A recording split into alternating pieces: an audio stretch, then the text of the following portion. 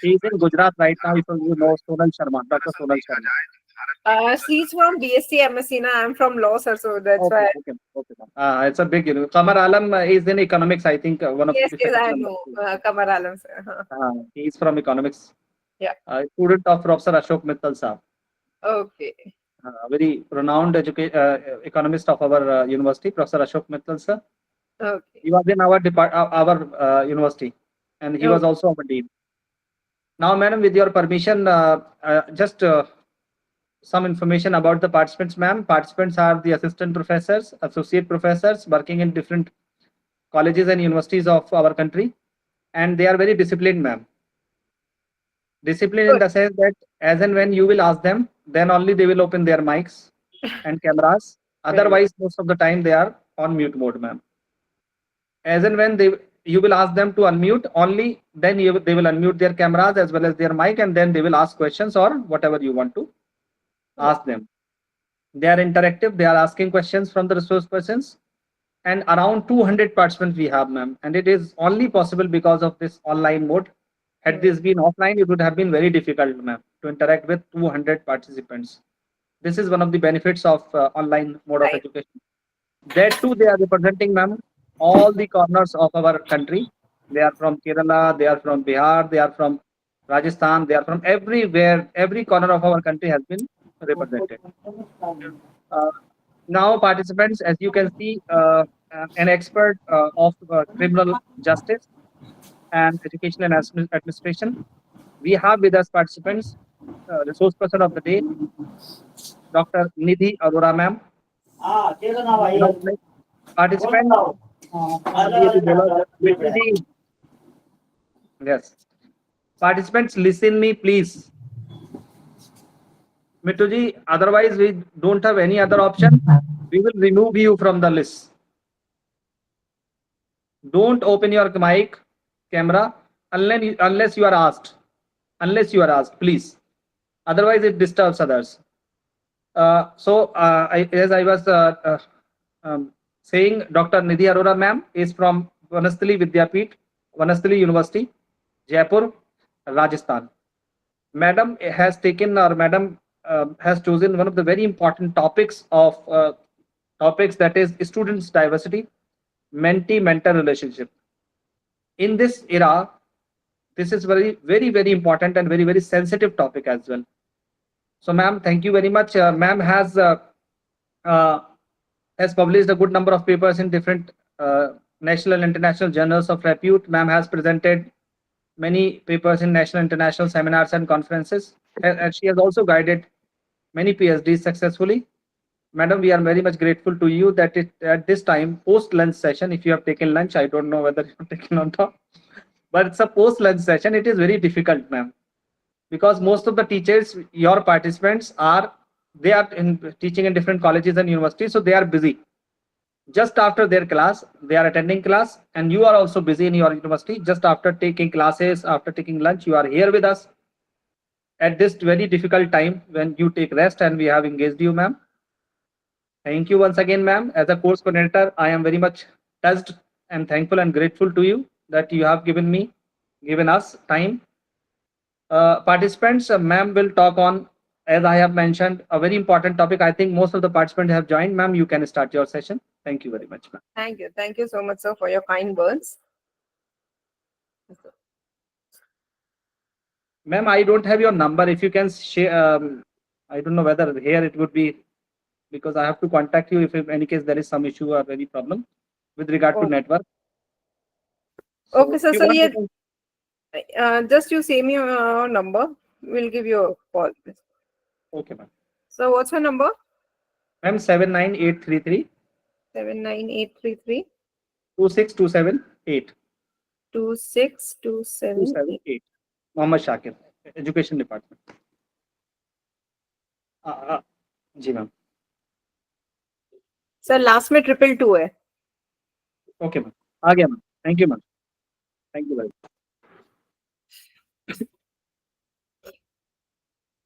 So fine. Very good afternoon to each and everyone present here. So let's start with the session. I have divided my session. See, student diversity and inclusive education is one of the theme of NAP. In that, we have taken one sub-theme, that is mentor-mentee system. And I have divided my presentation into two parts. In first part, I will just give you an overview of NAP. We'll not go into detail. And we'll discuss two concepts which theme itself says, that is inclusivity and diversity. Right? And then we'll move to the second part of our session, that is mentor-mentee system. Yeah. So when we talk about NAP, now the first question which comes to my mind is that whether we were having any rules, regulation, policies before NAP to govern an educational sector or not. If answer is an yes, then what is the need, or what was the need of having NAP, right? So if you see NAP, because I think you are attending this particular program from last few days. So NAP is a comprehensive framework which is designed to guide the development of education in India. But see, it is applicable in an universal manner, that is from preschool to the higher education. Right? So the policy aims to transform the educational landscape to make it more holistic, flexible, multidisciplinary, and very important, it should be aligned with the need of 21st century. Right?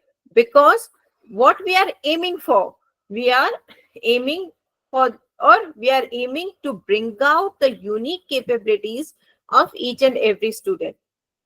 Now there are certain provisions in this, or certain features of NAP are there. What it is? First, very important, focus on mother tongue.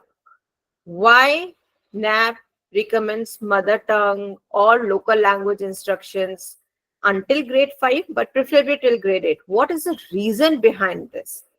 The reason is to ensure better understanding and retention for children.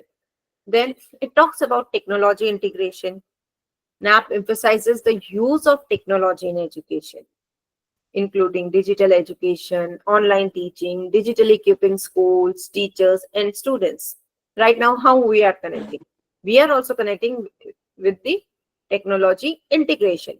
But when I am saying that digitally equipping schools, teacher, and student, merely having the infrastructure will not serve the purpose. We should have a teacher who are well trained in using those digital technology, right? So for that, what we have to do, another feature of NAP is in respect to teacher training and education. The policy advocates for robust training for teachers and ensures they are prepared to handle the new and inclusive curriculum. It also aims to raise the standards of teacher education and training. Then in India, the major problem is in respect to funds, right? We don't have funds. For that, NAP has given us the solution.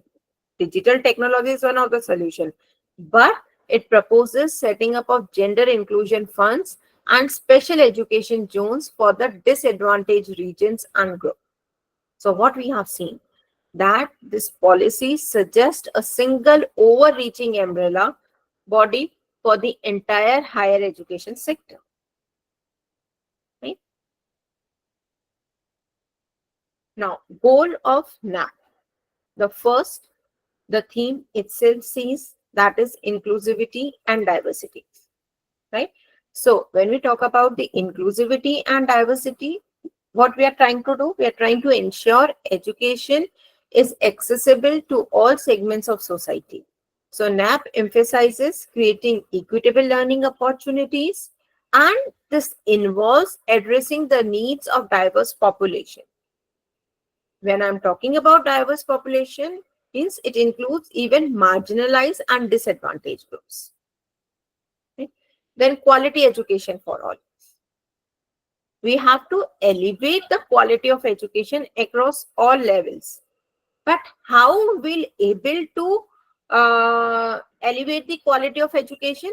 That is by revamping curriculum, pedagogy, assessment methods, and teacher training.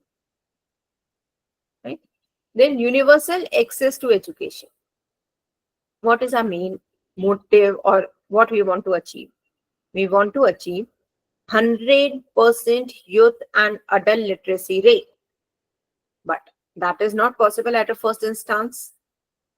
Then what we have to do? We have to evaluate, we have to see that whether we are moving in a right direction to achieve 100% youth and adult literacy rate or not. But how we are going to do that? We have to see that whether whether we are able to bring back dropout rates into the mainstream education or not. If answer is in yes, we are moving in a right direction. Then multilingualism. We have already discussed it earlier that we have to encourage the teaching of children in their mother tongue or regional language, preferably till grade 8. Why? We have to enhance the learning effectiveness and the cultural pride. Right? Importance of NAP. First, what comes to my mind is social equity, right? Because the emphasis on diversity and inclusivity in NAP is crucial for India's future. Because social equity. By making education inclusive and diverse, what NAP is trying to do? See, there are two things. Education sector and society. And there is a huge gap between the education sector and the society. NAP is trying to bridge the gap between these two. And if we're able to bridge the gap between the education sector and the society, we're able to promote the social equity.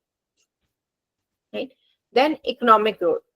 A diverse and inclusive education system prepare a skilled workforce.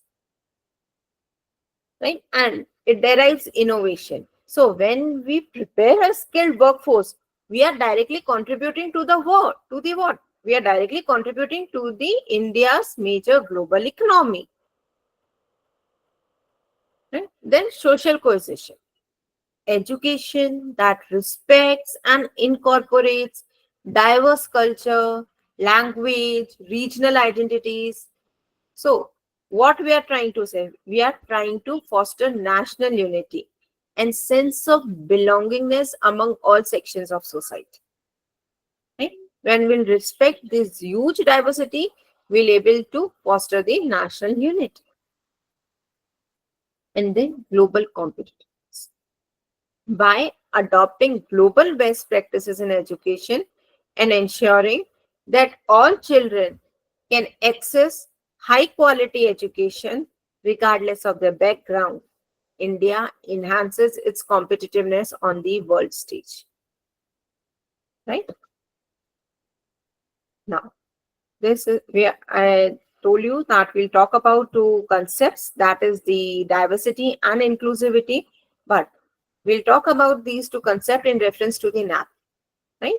So when I use the terminology diversity, so what does this terminology means? Diversity refers to the acknowledgement and appreciation of differences in identity among students. Now, those differences can be on the basis of culture, caste, ethnicity, religion, language, socioeconomic status, and very important, what we generally ignore, that is learning abilities. Right? So, NAP emphasizes creating education environment that respects and embraces these differences to ensure that each and every student has the opportunity to learn and succeed. Right? And keep in mind that wherever I will talk about diversity, we'll only talk about the pros, benefits of the diversity. We'll nowhere going to talk about the cons of diversity. Right? Then inclusion. Inclusion is about systematic strategic effort made within the education settings to ensure that all students, regardless of their diverse background or abilities, they are welcomed, valued, and given equal access to all education opportunities. So inclusion in NAP basically involves adaptive teaching methods, curriculum adjustment, and the provision of necessary support that cater to diverse learning needs. Right? So these are basically two concepts, inclusivity and diversity. But as I told you, we'll only talk about the benefits of the diversity. So when I say cultural diversity, what it is? Recognizes. When we are going to recognize, respect, unique cultural background and tradition that student brings to the classroom. Because see, each and every class has a diversity. If I say that we can eliminate the diversity from the society, that is not practically possible. We cannot eliminate the diversity. For a country like India, there's a phrase that there's a unity in diversity. Diversity cannot be eliminated, right? And no class is there in which you can say that there is no diversity. Each and every class has a diversity. Then linguistic diversity, it involves the presence of multiple languages and dialects among students, enriching the learning environment. Right? So each and every diversity is going to enhance your learning environment. Then socioeconomic diversity, it pertains to students coming from various economic backgrounds, influencing their experiences and perspectives, that if certain kind of challenges has been faced by them while reaching to this particular position, if yes, then what efforts they have made in respect to it. Right? So then diverse learning needs. It includes different learning abilities and styles, requiring adaptive educational strategies because the caliber and capacity of each and every student is not same. Right? Now, what are the benefits of a diverse education environment? First, enhanced learning experience. How there will be an enhanced learning experience? There will be a rich classroom discussion. Diverse perspectives lead to a richer discussion, fostering a deeper understanding of the subject matter and promoting critical thinking. Right? Then you see that students learn about different cultures directly from their peers, which promote mutual respect and social cohesion among them. Then preparation for global workforce. Student develop skills to work effectively and efficiently in increasingly globalized industry. They will get an exposure to diverse classmates, how their classmates prepare students to adapt to various work environment and personals.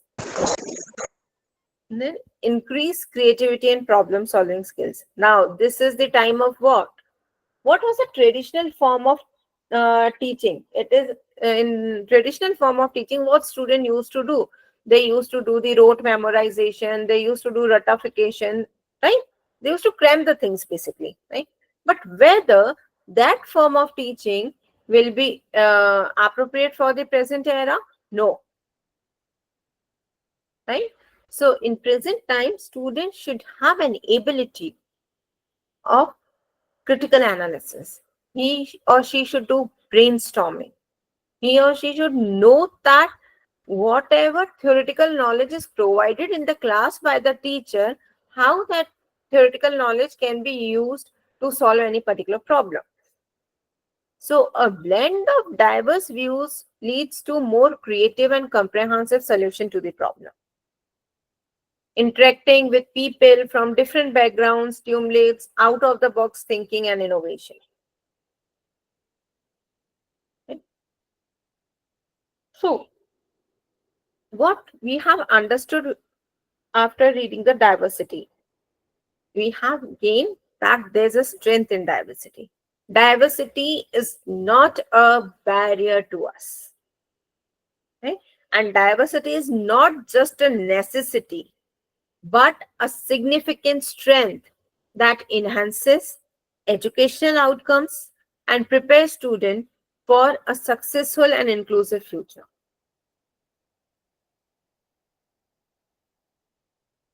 inclusive education. So, inclusive education, as we has already seen, that it is an approach where each and every student, regardless of their background, abilities, or disabilities, they are placed in age proportionate general education classes. Right? So, it is very clear that inclusive education is based on the simple principle. Now, what that principle is? It is based on the principle of acceptance and inclusion of all these students, where students should see their differences as an asset, not as a barrier to the success. Right? So, is there any importance of having an inclusive education? Yes. Now, what is the importance of having the inclusive education? Social justice. Inclusive education is rooted in the right to education for all. If you see the Constitution of India, Part 3 of the Constitution of India, which talks about the fundamental rights. In that, there is a provision, Article 21A, clearly talks about what? It talks about right to an education. So it is very clear to us that right to an education is a fundamental right. Yes.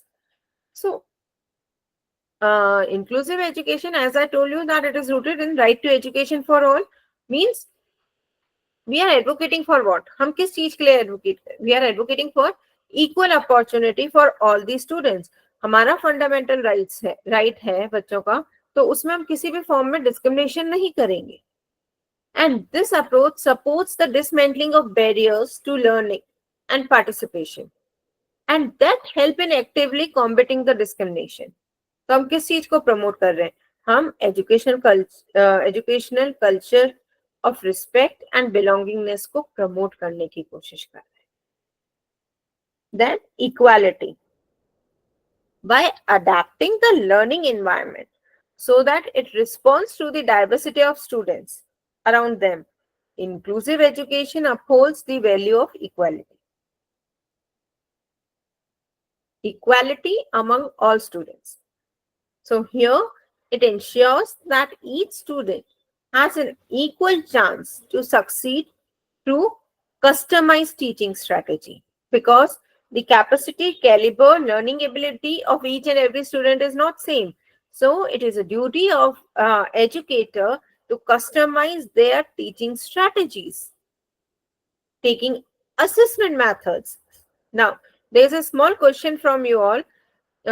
Just share your way that how you all take internal assessments, as you all are educators and it is mandatory to take an internal assessment. How you all take internal assessment?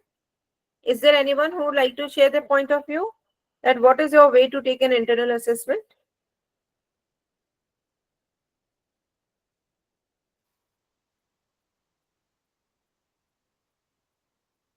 Yes, no one? Hello. Hello, ma'am. Yes, Jyotika. Hello. Yes. Yes. We usually take two sessional exams, seminars, group discussions, attendance, etc. Okay. Anyone else? As an internal assessment. Madam, we take internal exam and project. Well, see, the reason behind asking this particular question was what? It was that what we do, we give a same form of assignment to the whole class. This is true. If there are 80 students, either we'll ask them to write the research paper, we'll ask them to make the presentation, but same form of assignment is given to the whole class, right? So do you think we are doing justice with the student? No. Right? Why? Because as I told you that there is a diversity even on the basis of learning ability. Means caliber, capacity of each and every student is different. Some student might be good in writing skills. Some might be good in oratory skills. Some might be good in creativity. So I just request to educators that always make a pool of assignments. Definitely, assignment will be related to your subject, but just give them a pool. Whether you want to write research paper, whether you want to make poster, whether you want to go for the PowerPoint presentation, right? Anything, and leave it on the students to opt from that, right? And then evaluate the student, and then you can say that somehow you are doing justice with the student, right? So when we talk about economic efficiency, educating students inclusively enhances their potential to become productive member of society. And when they will become the productive member of society, when they will be skilled workforce, will contribute to the economic development of the country. Right? So there is substantial evidence that inclusive education results in better social and economic outcomes for all. How? By reducing the dropout rates, increasing employment rates, and fostering a more inclusive society. Then community impact. Inclusive education fosters a sense of community and belongingness among each other. And when we'll able to foster a sense of community and belongingness among each other, somehow we are trying to build social cohesion.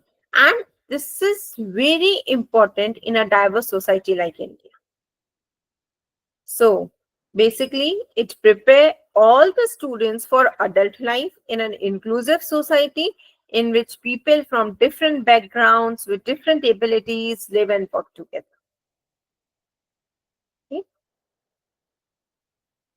So this was the first part of the session. Now, second part of the session, and this particular slide basically only talks about that what all things we are going to cover. Right? So first of all, today we'll focus specifically on what? Supporting individual student. That's why we are talking about mentor-mentee system, right? And this is a critical component of the NAP that aims to personalize education.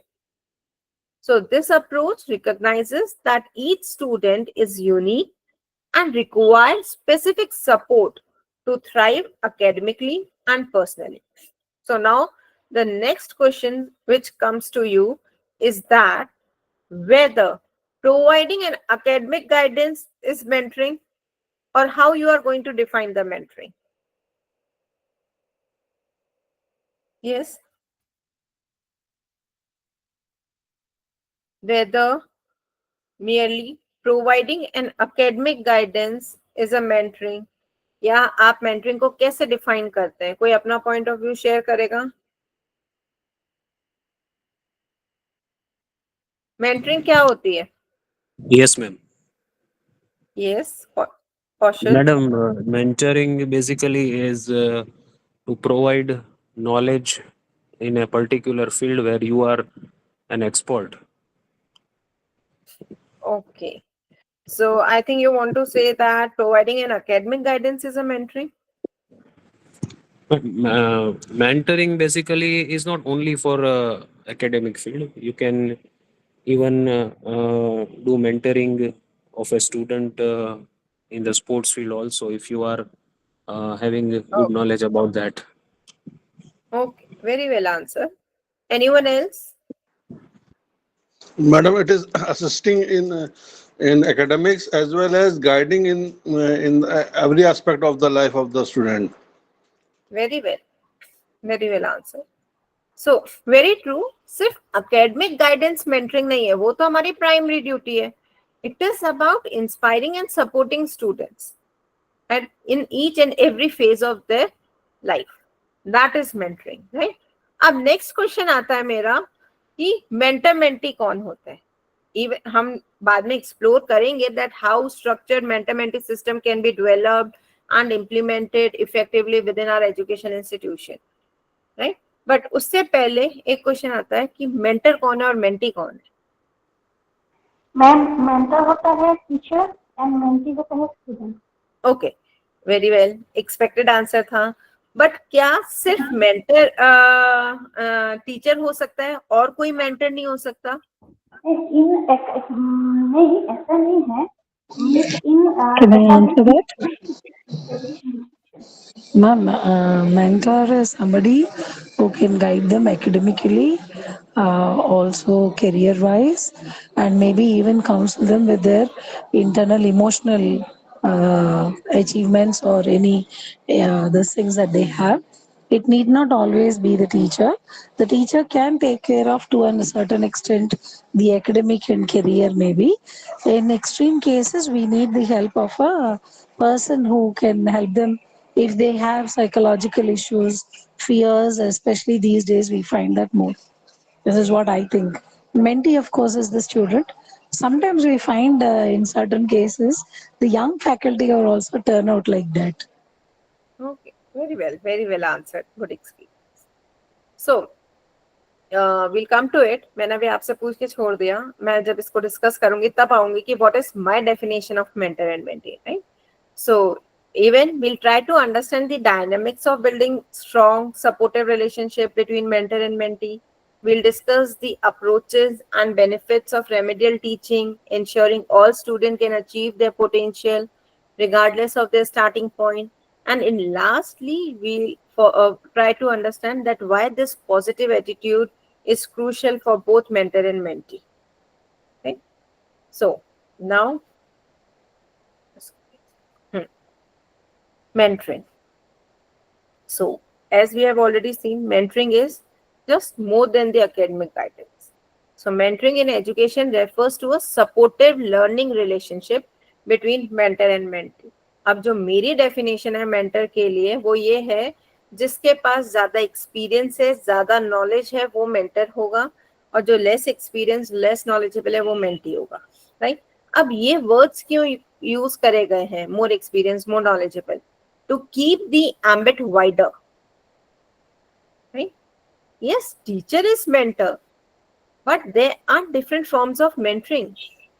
Any other person जो ज्यादा experienced है, ज्यादा knowledgeable है, he or she can also be a mentor, right? That's why I've used these two words, right? And the mentor provides guidance, share resources, offer emotional and social support to facilitate the personal and professional growth of the mentee. And see, there are different forms of mentoring, right? So this can be peer mentoring, faculty to student mentoring, professional expert mentoring students, but keep in mind that each form of mentoring targets different purposes, right? Same form of mentoring does not solve all the problems. So it is very clear to us that mentoring is a versatile educational tool which we use in nurture the students' academic and personal growth both. Right? So this mentoring involves guidance, support, and encouragement which is provided by mentor to the mentee. Right? So when we talk about peer mentoring, this is one of the form of mentoring. What it is? Here, the student mentoring each other. Now, student who is the mentor, he can be slightly older or more experienced student, but within the same institution. And this can be organized within the same academic program or across different years. But now the question is that where such form of mentoring will be helpful, right? So peer mentoring is helpful in academic support, right? Peer mentor often helps with study skill, time management, understanding the course material, right?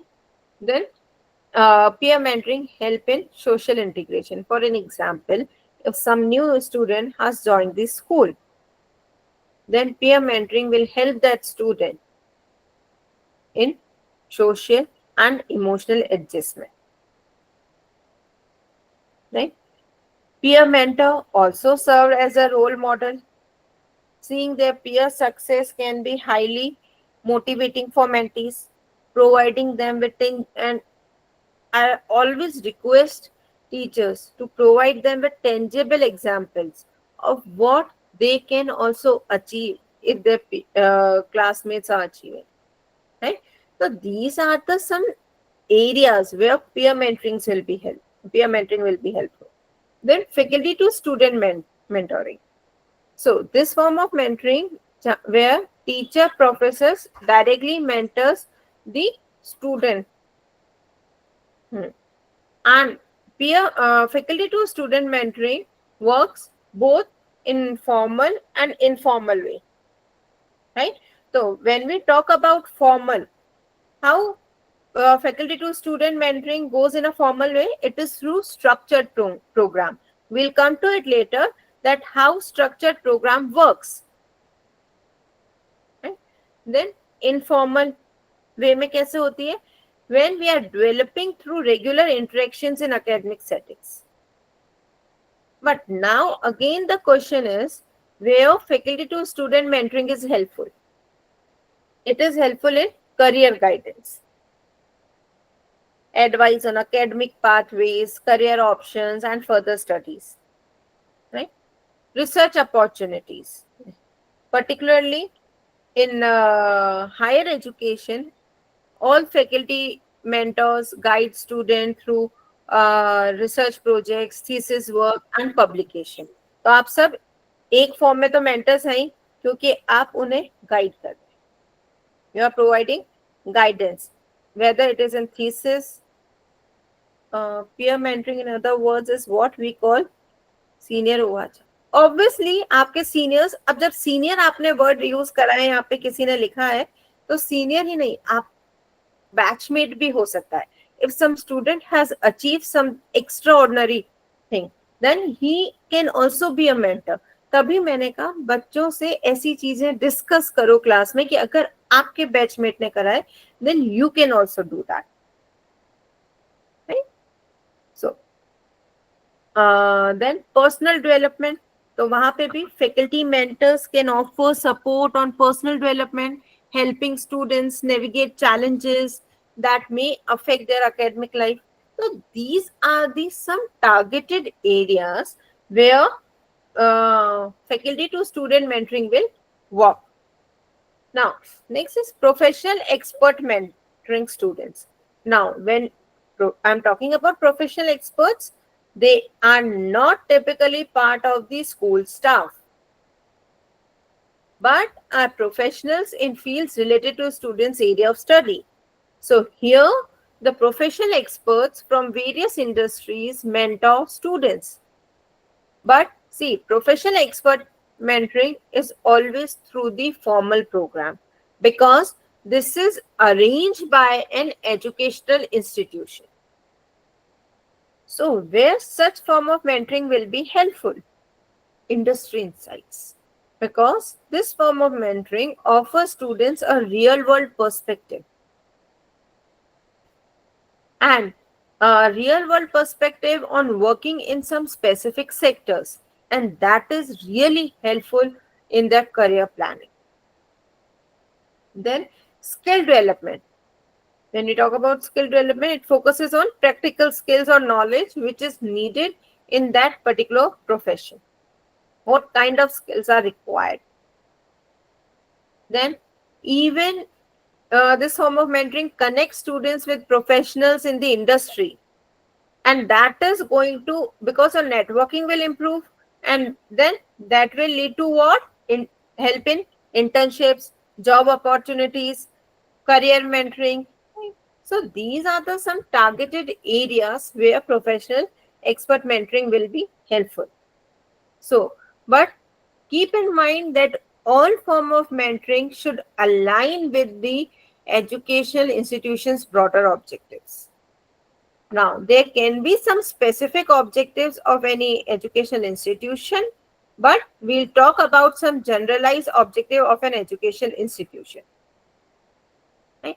So that is improve student retention, enhancing employability, and fostering a sense of community. Right? So effective mentoring programs are basically adaptable, which reflects the changing needs of students as they progress through educational pathways.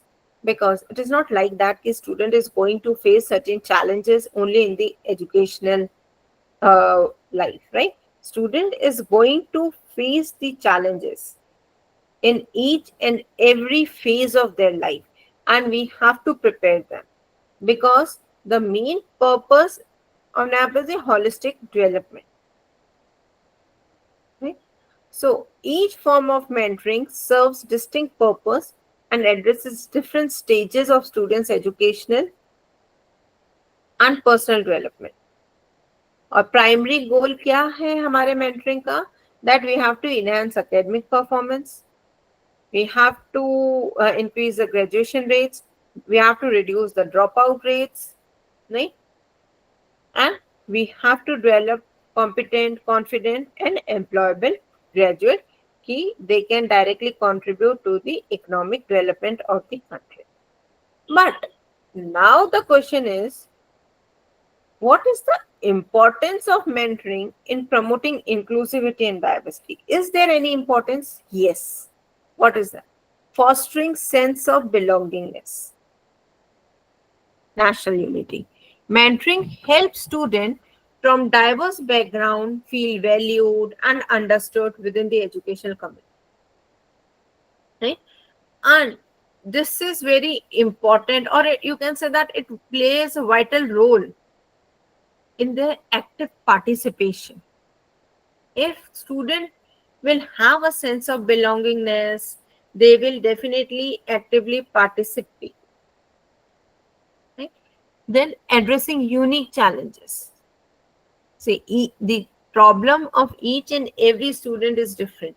So here the obligation is on the teacher, that who is a mentor, he should customize his way of mentoring as per the need of the mentee, because same approach does not fit well for everyone.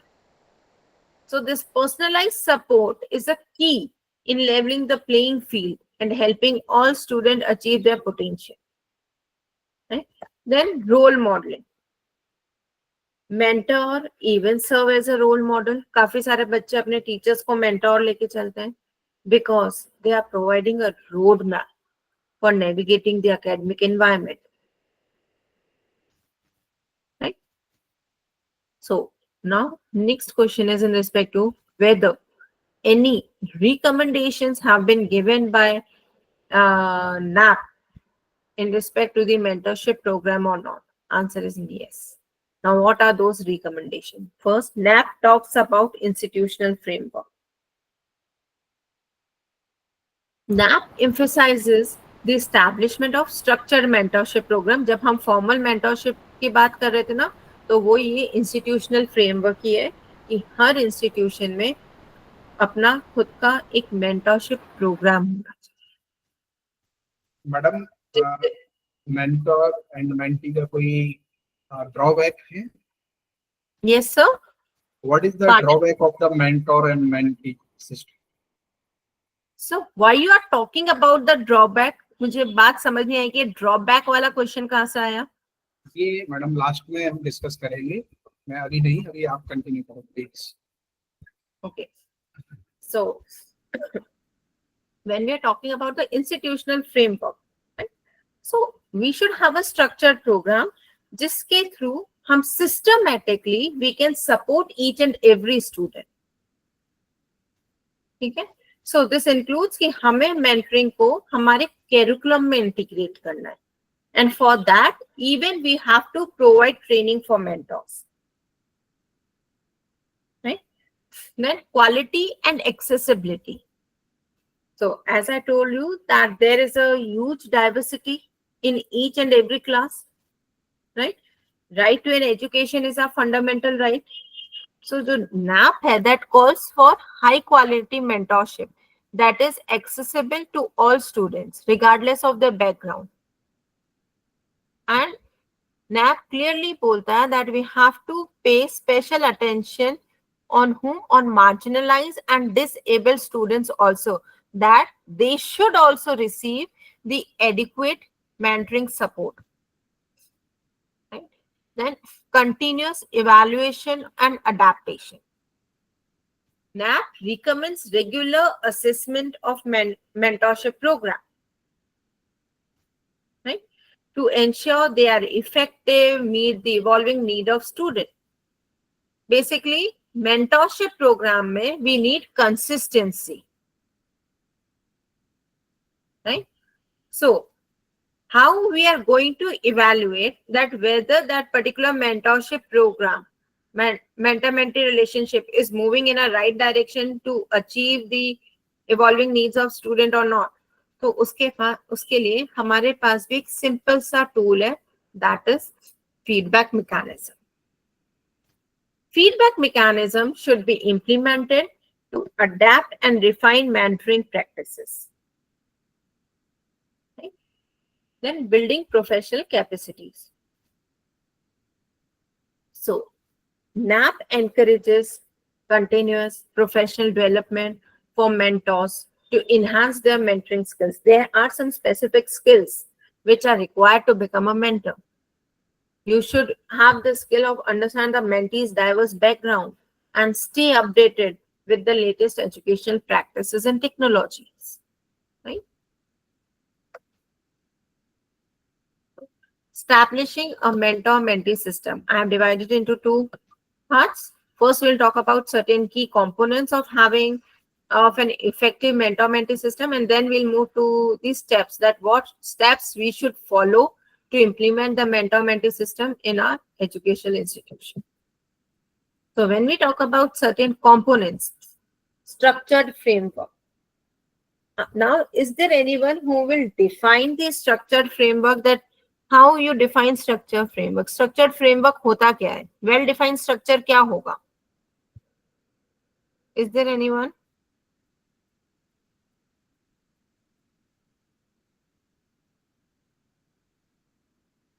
Yes. Well defined structure आप किसे कहेंगे? कैसा structure well defined structure होगा?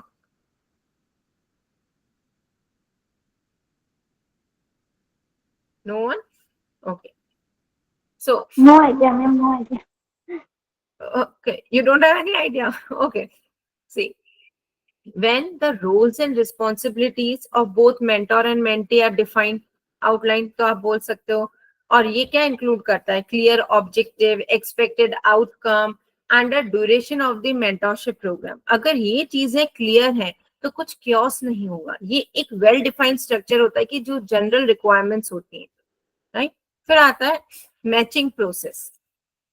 अब effective matching of mentor, and just give me a second to have a water and then we'll continue.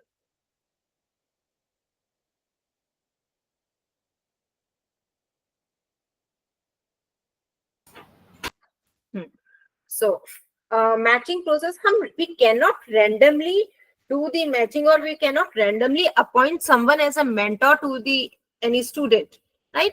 So effective matching is important. Now, how to define the effective matching? There are certain elements which need to be evaluated first. That is shared interest, career goals, educational needs, to enhance the compatibility and the potential for successful outcomes. Right? Then training for mentors. Comprehensive training for mentors is very important, and even you can say it is necessary. Why? There are certain skills which should be there in the mentor. What those skills are there, and what skills will be taught during the training programs? Communication skill, sensitivity training, methods to identify the problem, address to specific needs of mentee. You should be a good listener, right? Empathy should be there. Okay? And continuous support and monitoring. Regular check-ins and support from institution to ensure that mentor-mentee relationship is productive. And this includes providing resources, facilitating feedback sessions, monitoring progress through periodic assessments. Because if you are going to continuously evaluate the program, and if you find out that at any particular period of time that there is a need to do the modification and the amendment in that particular mentorship program, or that relationship is not a productive relationship, then you can change the mentor with an immediate effect, right? Then steps to implement a mentor-mentee system in an educational institution. तो सबसे पहला हमारा same है, define objectives and scope. Establish clear goals for the mentorship program. But again, keep in mind that the goals of the mentorship program should be aligned with the educational objectives of the institution. Right? So determine the scope, including which student group will be targeted, what outcomes are expected. Then develop a mentor pool. So when I'm talking about mentor pool, why I've used this particular word, see, you have to identify potential mentors among faculty, alumni, senior students, and ensure that you are having a diverse mentor pool. If you are having a diverse mentor pool, you will able to cater to the various needs of mentees, because needs of each and every mentee is not same. Then train mentors. Conduct training sessions to prepare for their roles. Focus on building effective communication, empathy, and mentoring skills. And then match mentor and mentee. Right? So to do the matching, we have to use a systematic approach. Right now, we have discussed certain aspects which need to be evaluated before appointing someone as a mentor, to ensure compatibility and maximize the impact of mentoring, and then officially start the program. But always keep in mind that during the mentorship program, you are not going to judge the student at any particular phase. Right? So officially start the mentorship program with an introductory session and allow mentor and mentee to meet and set the initial expectations. Then regularly monitor the progress of the mentor-mentee relationship and evaluate the impact of the program. And whenever it is required, adjust the program as necessary based on the feedback received or based on the outcomes. Now, definitely when we are going to start something new, there are certain challenges in setting up a mentor-mentee system. Right? अब specific challenges हो सकते हैं, मैं उससे बिल्कुल deny नहीं कर रही हूं, but specific challenges as per the circumstances होंगे. Right? So we'll only talk about the general challenges what we face while setting up this particular mentor-mentee system. Right? So first, ensuring commitment. Mentor and mentee may have different level of commitment, and if they're having a different level of commitment, they will not reach to any conclusion. So do we have any kind of solution for such kind of challenge? Right? So for that, we have to set clear expectations and formal agreements to ensure sustained engagement, provide recognition and incentives for active participation. Then matching challenges. Difficulty in matching mentor and mentee effectively. If that is not done, definitely that relationship will lead to what? It will lead to an unproductive relationship. So for that, we have to always focus on using a comprehensive matching process that consider multiple factors such as interest, career, goals, personalities, right? And keep in mind that you are open to do the rematching. Allow for rematching if the initial pairing is not successful. Then resource constraint. That is major problem in India, right? So limited resources can definitely affect the quality and reach of the mentorship program. So for that, NAP has only given us the solution. That is leverage technology. Leverage technology to facilitate virtual mentorship sessions. Right? Seek partnerships with industry professionals and alumni to expand the mentor pool without significant financial investments. Right? Then challenge 4, measuring impact. Difficulty in assessing the effectiveness of the mentorship program. Yes, somewhere we have talked about the feedback mechanism. That feedback mechanism is one of the tools to measure the impact. But for that also, we have to develop clear metrics and regular evaluation intervals to measure progress and impact. And here, when I'm talking about feedback, feedback should be taken from both mentor and mentee to continually refine the program. But always keep in mind that feedback should be taken in an individual manner. So, by addressing these components and challenges, education institution can effectively implement a mentor-mentee system that supports the individual development of students, fostering an environment of growth and learning that aligns with the goals of the NAP. Then, repo, building mentor-mentee repo, right? So, first of all, what is repo? Right? See, this mentor-mentee repo is completely based on the fiduciary relationship. A fiduciary relationship क्या होता है? Right? So, fiduciary relationship is the relationship which is based on the trust. Right? So, here, repo between mentor-mentee refers to a positive, trusting relationship that facilitates open communication, enhances mutual understanding, right? And establishing strong rapport is very crucial for the effectiveness of any mentoring relationship.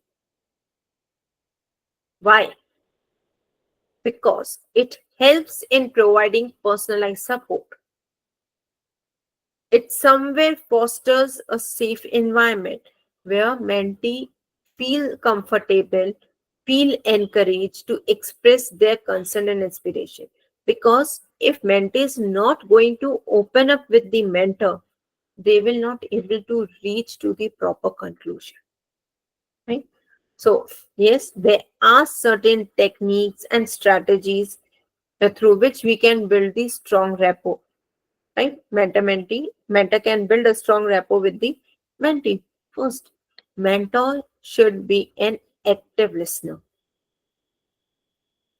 Mentor should practice active listening, showing genuine interest in the mentee's thought and feeling. And when I'm saying active listening, right? It is not just hearing the words. That fine, okay, I'm hearing the words you say, and that is active listening. No, right? It is about understanding the emotions and intentions behind those words, right? Empathy. Demonstrating empathy involves understanding and sharing the feelings of another person. And if you're having an empathy, definitely that will help you in building a deeper connection with your mentee.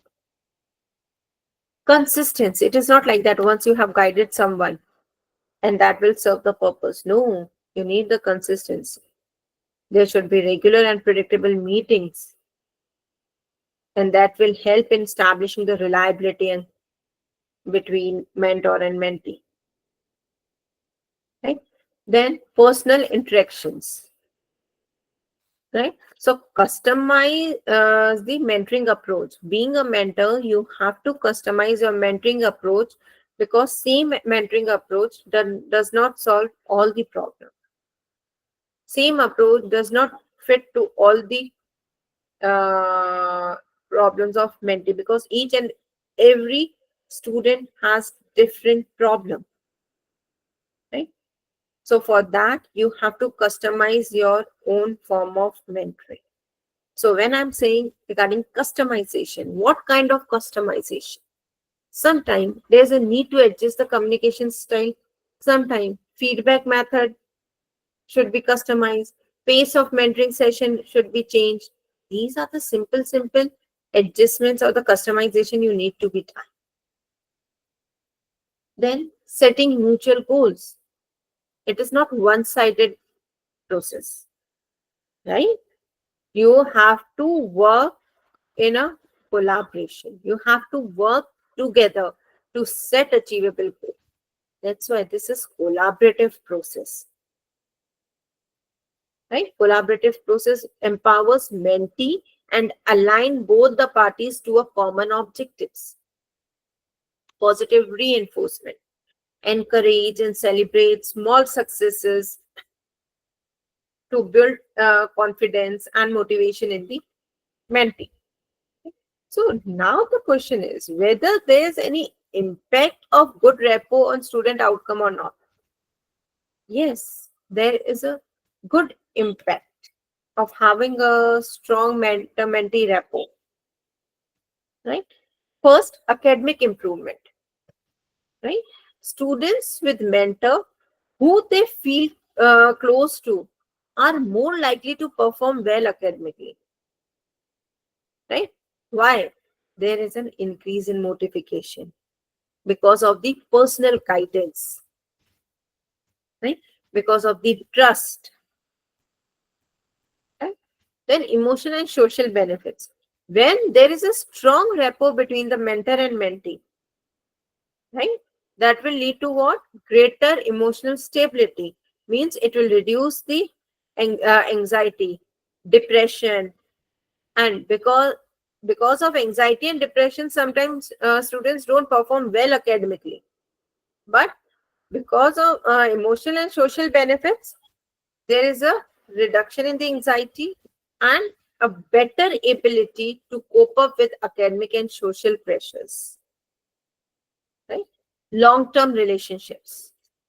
When you are having a strong rapport with mentee, these relationships goes beyond the educational settings, because as I told you, mentoring is required in each and every phase. It is not like that we require it only during the education. No. Right? So I always request teachers to discuss a case studies where improved mentor-mentee rapport has led to significant changes in student behavior and academic outcomes, because that will be a transformational power of effective mentoring. Right? Because sometimes there are students in a class who don't come forward with their own problems. But after listening to such case studies, they might get motivated. Right? So by focusing on these areas, right, we can enhance the mentoring experience and lead to better education and personal outcome for students. Right? Now, next is remedial teaching strategies. Before moving to the remedial teaching strategies, first we'll try to understand that what is remedial teaching. Right? Again, there are two things: what students know and what they are expected to know. Right? I'm again repeating: what students know, what they are expected to know, and there is a huge gap between what students know and what they are expected to know. And remedial teaching is considered as an instructional program which helps in building the gap between these two, that is what students know and what they are expected to know. It focuses on providing additional support to help students who are struggling to meet the standard academic level in various subjects. Right? And this approach is particularly important in a diverse classroom. And as I told you, that diversity is there in each and every classroom. Right? It can be on any basis: culture, religion, socioeconomic status, learning ability, etc. Right? So what remedial teaching tries to do? Remedial teaching ensures that all students have access to the resources and support they need to succeed academically. तो हम एक तरीके से किस चीज को promote कर रहे हैं? We are promoting equity in an education sector. Right? So first, see, when you go to doctor, what doctor do? Doctor directly writes a prescription to you? No. What? Diagnosis. Doctor will diagnose your problem and then he is going to write a prescription to you. Right? So same thing we have to do here. Right? Begin with identifying specific learning gap and difficulties. अब doctor के पास तो इतने test होते हैं, what tool we are having? हम कैसे identify करें कि गैप और डिफिकल्टी है कहाँ? We also we have a single tool, but we are having tool, that is assessments. Teacher should use assessments to determine individual student needs and then customize their instructional approaches accordingly. Okay? Differentiated instruction, आपने problem तो identify कर ली, but क्या उसे solve करने के लिए आप एक same form of instruction use करोगे तो that will serve the purpose? No. If there are n number of students who are facing that same problem, all the students have a different caliber and a capacity. So being an educator, you have to customize, you have to create various paths to learning so that each student can learn in a manner which suits them best. Right? Then use of technology. Technology integration पे NAP focus ही कर रहा है. NAP says that you should incorporate educational technology, जैसे interactive software हो गए, online resources हो गए, जो कि रीएनफोर्स कर रहे हैं लर्निंग कंटेंट और स्टूडेंट्स को वन और अनदर फॉर्म में एंगेज कर रहे हैं. So technology, see, definitely there are some pros and cons of technology also. We have to talk about only the pros. Technology can also offer a personalized learning experiences, essential for remedial education. Right? Peer tutoring, involving, pairing or grouping students together for tutoring sessions. Right? That will serve because students have a more impact of the peers as compared to the teacher. Small group sessions. Conducting sessions with small groups of students allow for what? More direct interaction. Zyada personal feedback milegi from the teacher. Right? And this will help the students in improving themselves who need extra help. Right? एक छोटा सा example लेती हूँ. जैसे for an example कोई rural school है. Right? हमने सबसे पहले वहां डायग्नोसिस करी. क्या डायग्नोसिस करा हमने कि for an exam, this is completely an hypothetical situation, कि इन दैट पर्टिकुलर स्कूल जो हाई परसेंटेज ऑफ स्टूडेंट्स हैं इकोनॉमिक्स में for an example below grade perform कर रहे हैं. प्रॉब्लम डायग्नोस क्या हुई? इकोनॉमिक्स. अब इंटरवेंशन क्या होना चाहिए हमारा कि comprehensive after school remedial program start करो. बट ठीक है, आफ्टर स्कूल हम रेमेडियल प्रोग्राम स्टार्ट कर लेंगे, but that should also include different modes. That should feature diagnostic assessments, technology assisted learning modules. और अगर आपने ये एक पर्टिकुलर पीरियड ऑफ टाइम तक करा, रीजनेबल पीरियड ऑफ टाइम तक, you will see a significant improvement in economic score within one academic year. आप student का कॉन्फिडेंस में इंप्रूवमेंट देखेंगे, हायर एंगेजमेंट लेवल आपको मिलेगा. So this is one of the example of remedial teaching strategies. Right? Now, fostering positive attitudinal development. Right? अब बात आती है पॉजिटिव. ये पॉजिटिव एटीट्यूड इतना जरूरी क्यों? Why positive attitude is important in an educational settings? Right? So positive attitude is crucial in education because it enhances motivation, engagement and persistence. और ये जो तीन चीजें हैं, motivation, engagement and persistence, right? These are essential for your academic success. Right? So students with a positive outlook, they are more likely to embrace challenges, persist in the face of difficulty, or they will see their failure as an opportunity to learn. अगर कोई बच्चे का positive attitude नहीं है तो वो अपने failure से डिप्रेस हो जाएगा. So what we have to teach them? We have to teach how to deal with the failures. How to consider your failures as an opportunity to learn. Because difficulties they are going to face in each and every phase of their life. Right? Difficulties are like part and parcel. Right? Then emotional and psychological health. Right? Positive attitude contributes to better stress management, lower rate of depression, and overall better mental health. और जब आपकी overall better mental health है तो there is a significant effect good impact on students' ability to perform academically. Right? Long-term impact. अब जब positive attitude हमने school year से develop करना स्टार्ट कर लिया तो वो एक ग्राउंड वर्क सेट कर देता है for life long success.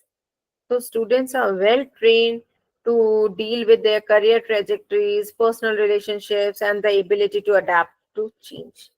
But that groundwork should be started from the school time. Right? Then, is there any strategies for mentors to cultivate positivity and resilience in students? एक mentor कैसे positivity और resilience student में cultivate कर सकता है? पहला, modeling positive behavior by dealing with certain examples or by demonstrating a positive outlook, resilience in overcoming personal challenges, and a persistent effort towards goal. Means mentor should also serve as a role model. Right? Encouragement and recognition. Always keep in mind that encouragement should focus on efforts and growth rather than just outcomes. Don't wait for the result. Don't wait for the outcome. Recognize students' effort and achievement, no matter how small that achievement is, because that is going to reinforce the positive behavior and that is going to boost the self-esteem. Then, building a growth mindset. Teach students to have a growth mindset to emphasize by emphasizing that abilities and intelligence can be achieved through effort, learning, persistence, and teach them to do the negative self-talk. उससे वो भागे नहीं. Self analysis करो. Then read silence training workshops. Implement programs and workshops which teach resilience skill. But अब question आता है कि resilience skills क्या है? Resilience skill includes stress management, goal setting, how to handle a failure. Right? इनके लिए हमें workshops conduct करने की जरूरत है. Now, interactive discussion on real life scenario where positive attitude impacted students' achievement. Right? तो आप ये छोटे छोटे इंटरेक्शंस करो, भले केस स्टडी प्रेजेंटेशन कराओ, ग्रुप डिस्कशन करो, सेशन शेयरिंग कराओ, but this will lead a good impact on other students. That how positive attitude has worked very effectively and efficiently for those students. But now the question is that student is with us for a very limited period of time, right? That is 9 to 3 or 9 to 5. And what is our primary duty? To complete our course. We have to teach them, right? So from where we'll get a time for the mentoring? We don't have any extra time. Very true. So for that, what we have to do? We have to integrate mentoring in our daily activities. And how that can be done? Schedule mentor hours. अब schedule mentors are क्या होंगे? जो mentor आ रहे हैं वो थोड़े less intensive period होते हैं generally, जैसे after lunch या last period of the day. आप एक specific time designate कर दो during your college week और school week कि ये आपके mentor आ रहे हैं, but वो less intensive period रखना please. और उसमें स्टूडेंट अपनी academic progress, personal challenges, future goal सब कुछ जाके मेंटर के साथ डिस्कस कर सकते हैं. Then embed mentoring in classroom activities. Regularly invite role models from various professions to speak in classroom. But हमेशा क्लासरूम एक्टिविटीज को आप रियल वर्ल्ड एप्लीकेशन से लिंक कर दो. Right? Because the traditional form of teaching will not work in present era. We should teach a student that whatever theoretical knowledge is provided to you in the class by the teacher, how that theoretical knowledge can be used to solve any particular problem. That's why I always request teachers not to frame your questions during the exam question paper. In the question paper, which starts from what, where, when, how. Because these are considered as a direct question where student will do the ratification and he or she will write. Try to form your question paper on some situation. Practical questions should be there, so that then student will do the critical analysis or the brainstorming. Yes, teacher has taught that concept in the class. How to use that here? Right? Implement a peer mentoring system where older student mentor younger ones. So what that will promote? That is also promoting the leadership skills. Right? Then go for interdisciplinary projects, because if you are giving them an interdisciplinary projects, means you are encouraging them to link concepts across different subjects. So that is enhancing what? Integrative thinking and learning. Right? Regular progress reviews. Mentor should provide structure feedback on both academic and extracurricular activities. And that is going to help students that where they should improve themselves. Give them a group activity. See, whenever you are giving any activity in the group, always keep in mind that group should be formed by teacher. Don't leave it on the students. If you are leaving it on the students, what student is going to do? Student is going to choose their own friends with whom they are comfortable. Then in that case, there is no learning in the group. So group should be formed by the teacher. It should include below average student, good performer, outstanding performer. Different varieties should be there within the group. What I want to say that. Right? So give them some group activity. Participants should be divided into small groups. Right? Give them some hypothetical situation. Right? And after certain period, whatever time period has been given to them to solve that particular problem, ask them to present them in front of the audience. Allow each group a few minutes to present their plan to the entire audience. And then ask the constructive feedback from the audience. But constructive feedback should be based on feasibility, creativity, and comprehensiveness. And then in last, discuss with that particular group only that how the plan could be adjusted or improved based on the constructive feedback received. Because of this, they will have a sense of belongingness. Right? Again, they will do they will do critical thinking or brainstorming that how this plan could be adjusted or improved. Right? So by these few actions, you can integrate mentoring in your daily activity. Right? Thank you. That's it from my side. But in last, there is a simple call for action from you all, that merely having the rules, regulation, policies will never serve the purpose until and unless implementation is there. So now ball is in the court of us, who? Educators, who are going to implement the provisions of NAP in their own educational institutions. And that's why UGC has taken this initiative of NAP orientation and sensitization program. So it is a humble request from you all. Kindly go back to your own institution and implement these provisions and encourage other educators to do the same. Yes, open for Q&A.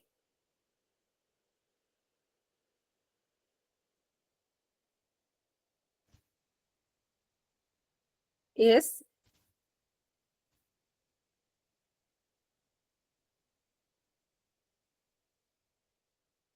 Thank you, ma'am. Very clear and very inspiring. We have been trying at our end for some time now. It takes a lot of effort and all. We have started going through all those phases. It's been quite some time since we started. Still, we are implementing. We have at our place implemented the peer mentoring, and we have the other mentoring also, the career mentoring. All this is happening. Still, there are hitches, but yes, we It take is it in not our an time. instant effort. It will take Yeah, time. yeah, That yeah, is very yeah, true. But highly appreciated that you have started it. Highly yeah. appreciated. Yes, Because yes, yes. it is the need of an hour for the welfare of the students we have to do, ma'am. Yes. Even the peer mentoring is working well actually. Sometimes, like you said, it does go off key, but we do have for all the peer mentors also a faculty to just be there to monitor and see that it doesn't go out of See, hand. exceptions are there. Sometimes it will go off. Exceptions Mm, are but always there, and we have to accept that. yeah, but it has been working really well. It's good, ma'am. Yeah. Thank you, Sna. Thank you very much for the wonderful session. Thank you so much, ma'am. Anyone else is having any question, any doubts, any query you can raise?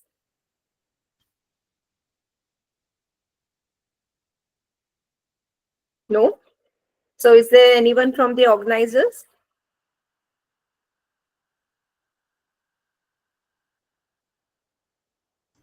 Yes, ma'am. Yes, ma'am. Yes, sir. I'm done from my side.